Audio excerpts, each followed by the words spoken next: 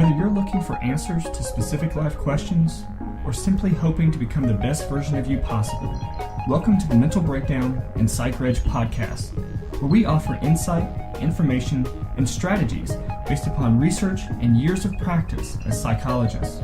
So sit back, have a listen, and get connected with our hosts, Dr. Bernie Wilkinson and Dr. Richard Marshall. Welcome back. Richard, we talked yesterday about switching around our schedule just a little bit. Right. We were going to talk today about some parenting techniques for catching kids being good, but instead we shifted it around a little bit because today we're going to talk about an article from Psychology Today entitled, "When Did We Stop Talking to Each Other?" Right. And it goes along very well with our podcast from yesterday about Facebook. Right. Yesterday we talked about Facebook and the changes in Facebook. Right. And how those changes mean. And you explained this to me because I'm new at this, at this Facebook thing. This thing is. There was another article yesterday about teens not using Facebook. You know, that always comes up. But Facebook is going to change, have less content, and more, hopefully more, what Mark Zuckerberg wants is more social interaction. Right. And what the author of that article said is that the social interaction is going to lead to social comparisons, and social comparisons lead to mood changes in mood, especially depression. When you compare yourself to others who seem to be doing things better than you or more than you, having more fun, having a richer life, it leads to social comparisons. Social comparisons leads to depression in many people. Right? Yeah. And so today we're going to take the next step. Right, because this is an article written by Susanna Hallinan, I believe, and she is a life coach and writer based in London. And something about this article made me think it was written by a man. Every time I read it, I'm thinking a guy wrote this article. I don't know why. But that's interesting. Yeah, I don't know. It just seems like it was written by a guy. So I'm always feel a little bit better when I know it was written by a woman. Okay. And I'll explain why as we go along. All right. Okay. Well, great. Well, so in this article, I love the way that she starts out talking about, you know, just this real life situation. She steps out on the sidewalk to start to be on her way, and immediately has to start maneuvering around people consumed by their phone. You know, in China they have lanes that cell phone users can walk in where there's no expectation that they're watching where they're going. Right. So if you don't want to do that, you have to get in the other pedestrian lane. Yeah. Oh. Yeah. Gives me goosebumps. Over there in China and Japan, they always seem to be on top of that, all of that stuff, whether it's the cell phone lanes or it's the well, I'd love to have cell phone lanes here. I mean, don't get me started. Yeah.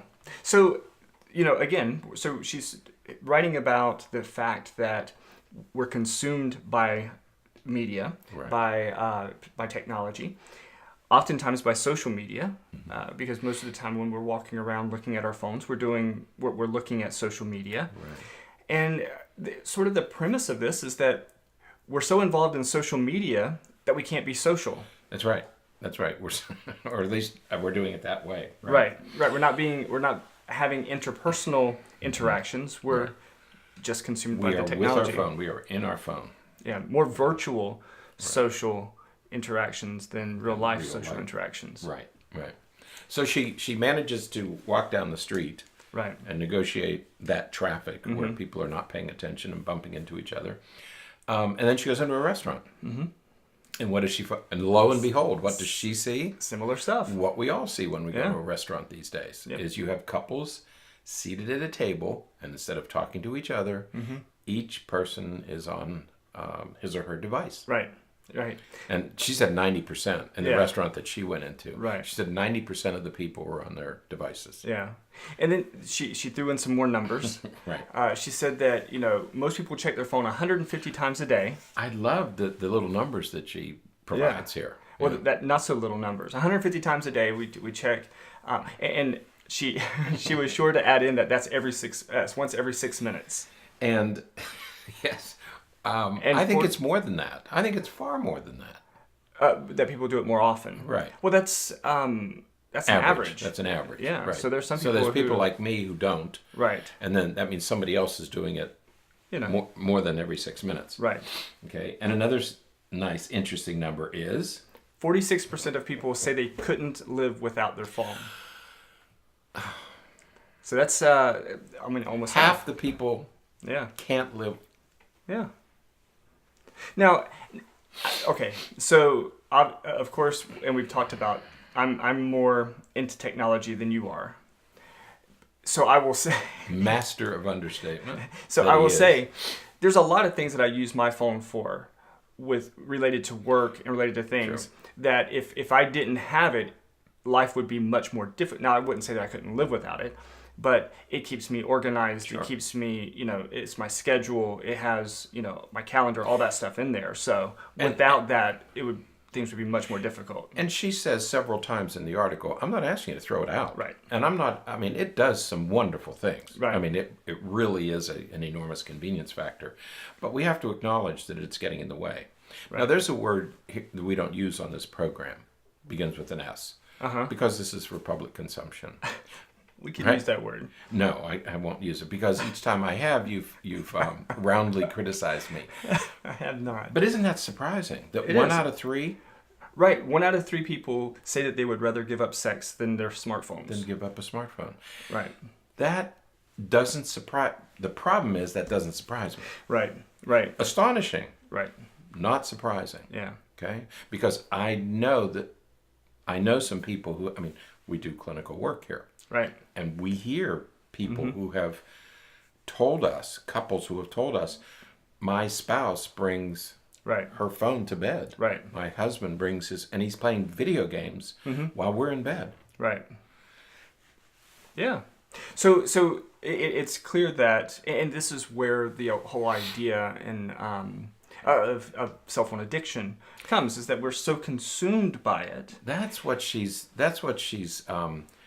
kind of rubbing up against here, is that this is what we mean by addiction. When you think that 46% of people say they can't live without it, that's addiction. Right.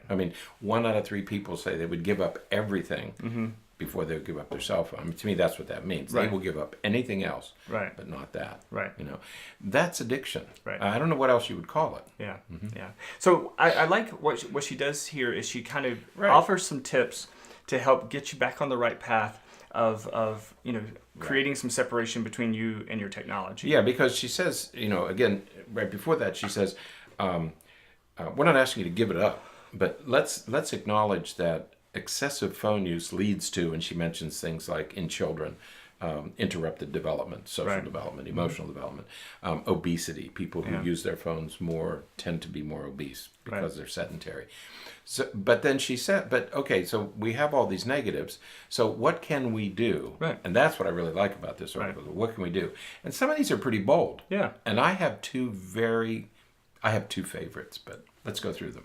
All right. So the first one is to keep the first hour of your day smartphone and screen free. Okay. Probably 2 or 3 years ago, there was a management expert who wrote in one of his books, he begins his day and he doesn't turn his computer on so that he doesn't have to check email. Yeah. And so he does many things. I think it's the first hour of the day where he said he does, or he doesn't turn it on until he gets to work. That's what it was. He said, I don't turn my email on. I don't check email until I get to work. Right. Because if he starts responding to email messages, that's all he gets done. Right. So this way he reserves that time before he gets to work to do other things. And that's what she's advocating here. Yeah. Start without it. Do your exercises, do whatever else you do. The second thing is to keep the last hour of your day smartphone and screen free. and that's a nice transition to sleep. We talked about good sleep hygiene. That's a really good advice for that. I'm chuckling. Warning here, I do that. I turn my phone off. I know you do. And I've taken a lot of heat for that. So, guess people go, why didn't you answer my email last night? And I turn my phone off anywhere after 8:30 or 9 o'clock. Okay, I just shut it off. I can always tell. It's off. So And people will chide me. They'll criticize. People like Dr. Bernie will say, "Why didn't I didn't hear from you last night?" You won't hear from me after about 9:00. Yeah. Most nights, including weekends. Yeah. I turn it off at night, and I don't turn it on in the morning until I'm ready to start working, because I'd like to do my writing in the morning, and if I turn my phone on, it starts. Right. If I don't turn it on, I'm able to concentrate on my writing. But you're going to take a little heat for these two. Yeah.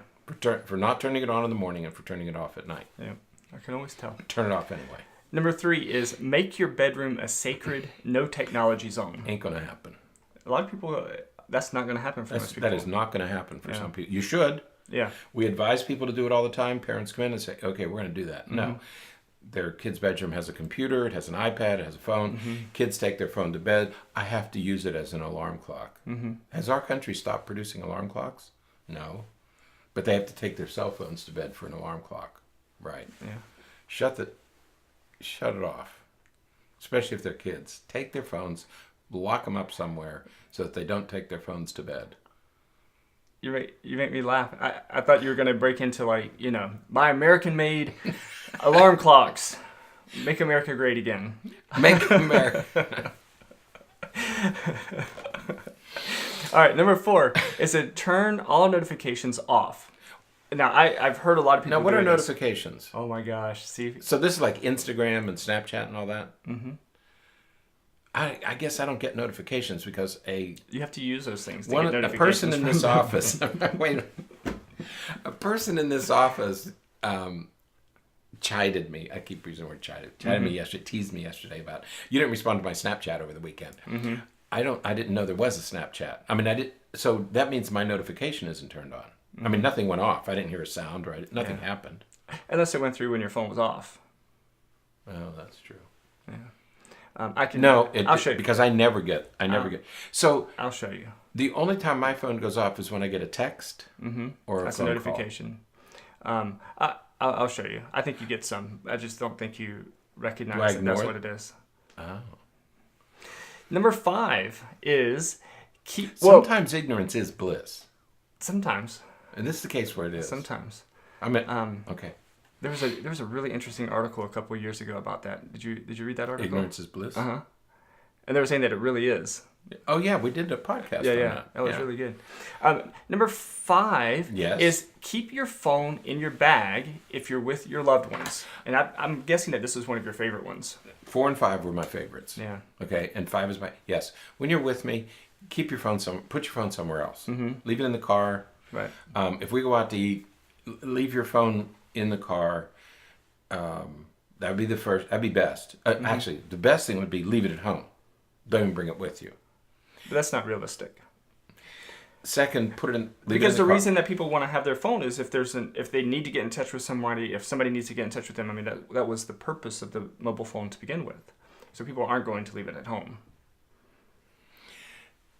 I'm just saying, right? Is that wrong? I lived a long time before cell phones. Dealt with amazingly. Dealt with emergencies. Richard, we live in a different world. But where emergencies happen faster. Because there are vehicles now. You know, back when everything was horse and buggy. So, the best thing would be leave it at home. Second best thing, leave it in the car. Third best thing, turn it off and put it in your purse. Fourth best thing, put it on silent and put it in your purse. Don't let me see it. Don't bring it out. I won't bring mine out. I'll leave mine holstered. Holstered? Like a gun, right? No. We're going back to the Wild West. I'm not going to sit down and have dinner with you and put my phone beside me. That's like inviting another person. If I'm going to go to dinner with you, I'm going to go to dinner with you. If I want to invite somebody else, we'll invite somebody else. And then you know that there's 3 people at the table. Yeah. There's you and me and the phone. That's 3 people. I think that, and maybe this will be a discussion for another day, but I think that you're talking about a idealized scenario. And what I'm thinking is that, I mean, those things are going to happen. And I think that what she's saying here is hopefully consistent with what people would be more willing to do. Because I don't think that, I don't think that there's any chance that most people would leave their phone at home. I don't think that most people would leave their phone in their car. I think leaving it in their bag, I think keeping it in their pocket and those kind of things, I think that that's something that people would be willing to do. But yeah, I don't know many people who would.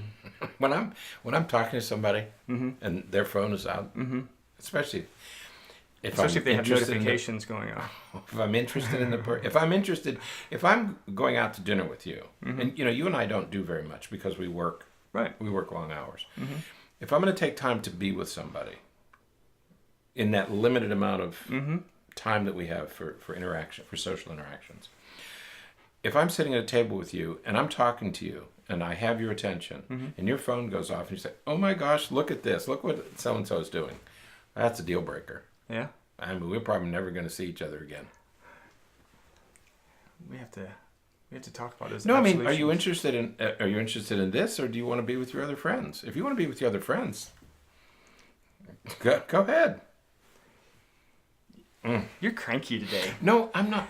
I just number 6. Have at least one offline day a week. Oh yeah, go ahead, try it. That's what I'm saying. Unrealistic, isn't it? Yeah, I think I have offline days, and I get in trouble every time I do. I think that. I had an offline day Saturday. I know you did. Boy, did I get hammered. Yeah. I got really hammered. Well, not from me. No. I didn't hammer. But there were some people who really, really tore into me because I didn't respond to them. I was with my kids. I was with my 2 older children. I spend precious little time with them. I turned my phone off because I wanted to be with them. And that's great. But let me ask you this. Did they have their phones off? No. Absolutely. And that's what I mean. I think that there's a generation gap, because I think that people who appreciate those social interactions would be more likely to do some of these kinds of things. I don't think I turned my phone off. I think it was in another part of the house, and I forgot about it, right? Which I frequently do. Right. I'm always looking for my phone because I don't carry it with me. Right. When I'm home, I leave it on my desk. Right. I leave it in the bath. I leave it all over the house, and I can't find it because it's on. I remember one day you left the office, and you came back and I forgot my phone. Right. I was like, how do you leave your phone? How do you forget your phone? That's so. And I was going to say. My kids say. I would say you should have just called me. I would have brought it to you, but you couldn't call me because you didn't have your phone. I didn't have my phone. So see, then you had to come all the way back. I've left it in the car. Yeah. I've left my phone in cars, and I've had to go. I left my phone in Arizona one time. And, this woman had to bring it to the airport. And I couldn't call her, right? I didn't have my phone. So I said, how am I going to get in touch with this woman? And so she had to drive 20 miles to bring my phone back to me. It was in her car. That's hilarious. And so, but it is anomalous. My kid, they say, how can you possibly forget it? Yeah. Well, because it's not attached to me. Yeah. But this is another one, you do it at your own peril. Because Right. I had a friend of mine, she was really upset Yeah. that I didn't respond to her. And related to that one is number 7 is offline holiday every year. So How long does she recommend for that holiday? Like a vacation? she said Like a weekend? she said days, Boy, that would be hard to do. She did a 10-day. Wow. Yeah, she said that she started out last year when she took a 10-day summer holiday and decided to go fully offline. Wow. That's it. But you'd have to tell your friends and family. Look, You would have to do that, and clearly, there's a lot of other things that you're not going to be doing during that time. Again, because, like for me, I use my phone. When I'm away from my computer, I'll use my phone for writing. Because I have apps that will sync with it, and so I use my phone for writing and for some of the work that we do online with our practice here. So all of that stuff would have to stop too, and man, that's asking a lot. Yeah, if you're working, that's different. I mean, that's like and you're working at your computer. But the problem is all the wasted time. And we're going to talk about that later in the week, about wasting time. But you say, how do you go without your phone for 10 days? But when you talk to people who do take these holidays, invariably even the children say, that was really kind of fun. Yeah. Not having to worry about it. Or you go places like my son he hiked the Appalachian Trail and did some hiking in Colorado. And at those times, there are no cell phone towers, Right. so we weren't able to contact him, and hoped he survived and all that stuff. Yeah. But they enjoy not having their phone, taking Right. that rest. And there is that book about reset your child's brain, and she recommends a 30-day fast. She calls it a fast, and it resets the child's brain. Right. It calms. She's them not just down. talking about phones though. She's talking about She's electronics talking about and electronics everything. generally. Yeah. Yeah. So. But I really like this because I think it's a reasonable approach, because she says we don't have to throw them out, and they do provide a valuable service. Right. I mean, it's a valuable addition, and you use it very well, except when you play Pokemon Go. But you use the phone wisely. Yeah. Okay, you don't do a lot of video games and all that Yeah. stuff, or you do the video games. You devote some amount of time, just when you're unwinding. Right. And we're going to talk a little bit about this stuff on Saturday when we do that special on just saying no. Yeah. But no, it's a really good article. I really like it. I think it's good advice. We're not going to get rid of these things. We're not going to turn back the clock, but we have to approach them. We have to develop a new relationship with our technology. Right. That's what she's advocating, and that's what I like about this article. Right. All right. Well, that is it for today then. And I'm going to be cranky tomorrow too, so get ready. It's going to be great. This will be. Until next time, stay happy, stay healthy. That's never had more meaning than it does today, right? That's right. Okay, I'm going to be a curmudgeon tomorrow too, so be fair. And forget to be afraid. Thanks for sharing this episode of the Mental Breakdown and Psych Reg podcast. Be sure to check out the show notes for links to follow us on Twitter and subscribe to our YouTube channel, where you will find all of our previous podcasts and much more. We would be honored if you would become a patron through patreon.com, where any donation you can manage will go to the development and creation of more content. Just visit patreon.com/thementalbreakdown for more information. Thanks again for listening. Have an awesome day, and we look forward to being back in your feed tomorrow morning.